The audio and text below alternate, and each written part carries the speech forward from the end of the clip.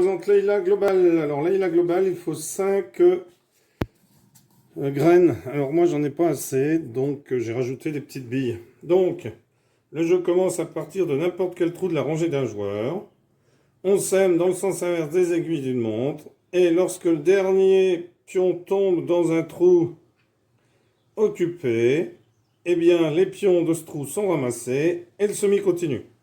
Si le dernier pion tombe dans un trou vide, le tour se termine. Si ce trou est dans la propre rangée du joueur, le contenu du trou adverse est capturé s'il contient 1, 2, 4 ou plus de graines. S'il contient 3 graines, une de ces graines de l'adversaire est prise et placée dans le trou où le semi s'est terminé. De manière que chacun ait désormais 2. Imaginons qu'ici le semi se termine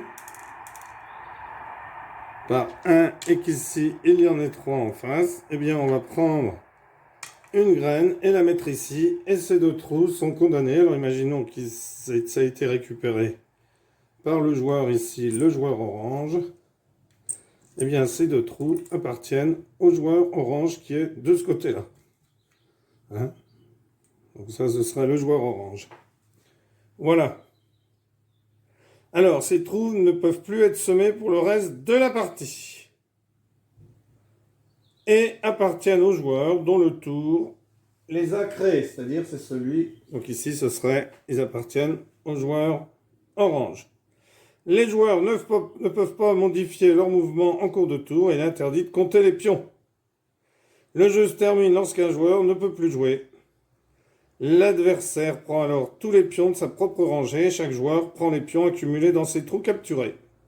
Et un nouveau jeu commence. Alors, le nouveau jeu, le joueur qui possède le moins de pions les dispose dans ses trous en les répartissant le plus équitablement possible.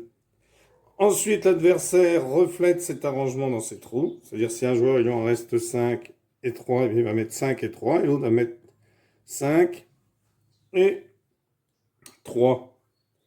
Et il met de côté tous les autres graines qu'il utilisera dans les jeux suivants. Si un joueur est réduit à 4 pions ou moins, celui-ci va les disposer un par trou et les trous vides ne sont pas utilisés. Imaginons qu'un joueur il lui reste 3 graines, et bien il en mettra une ici, une ici, une ici. Ces trous-là ne seront pas utilisés et on ne les utilisera pas pendant le jeu. Voilà. Alors on va faire 1, 2, 3, 4... 5 ici, 5, 5. Alors on va faire une petite démonstration. Donc ce joueur commence. Donc il continue. Il continue. Alors ça va être un petit peu pénible avec les billes, mais j'ai pas d'autres graines parce que j'ai qu'un à voiler. Voilà, il termine, il en met une de son côté. Donc il récupère toutes les graines d'en face. Alors, c'est à l'autre joueur de jouer. Donc, il est graine ici.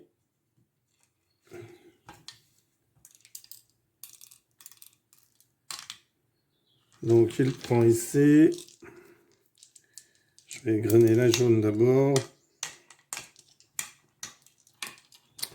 Hop, il est graine ici. Hop, donc là, c'est le joueur orange qui joue, c'est lui. Alors,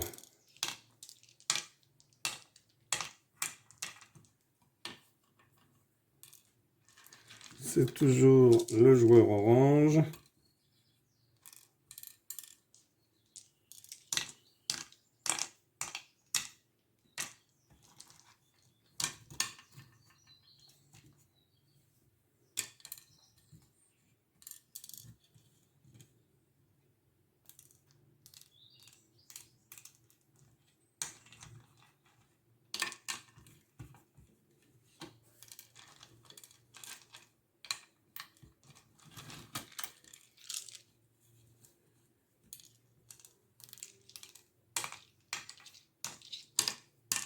Alors, le joueur orange en a laissé un. Malheureusement, ce n'est pas dans sa rangée. Donc, il ne peut pas récupérer. Si ça avait été l'inverse, il aurait pu récupérer. Et les graines. Alors, ce joueur-là, c'est au joueur bleu de jouer. On va dire que de ce côté, c'est le bleu, de l'autre, le orange. Alors, hop, hop.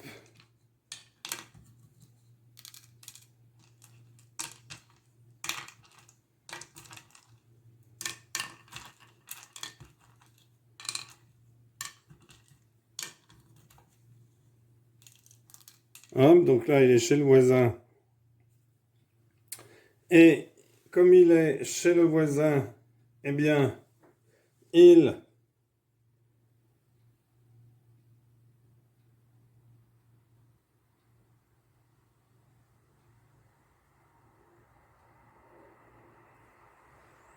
il a terminé. Alors, si ça avait été le contraire, imaginons que ce soit le contraire, eh bien ici, on prendrait un pion de l'autre côté, et ces deux trous appartiendraient au joueur bleu, c'est-à-dire qu'en fin de partie, il ramasserait tous les pions qui sont dedans. Voilà, merci pour avoir suivi cette vidéo, merci à tous les abonnés et, aux gens qui s'abonnent, et à bientôt pour une nouvelle vidéo, au revoir.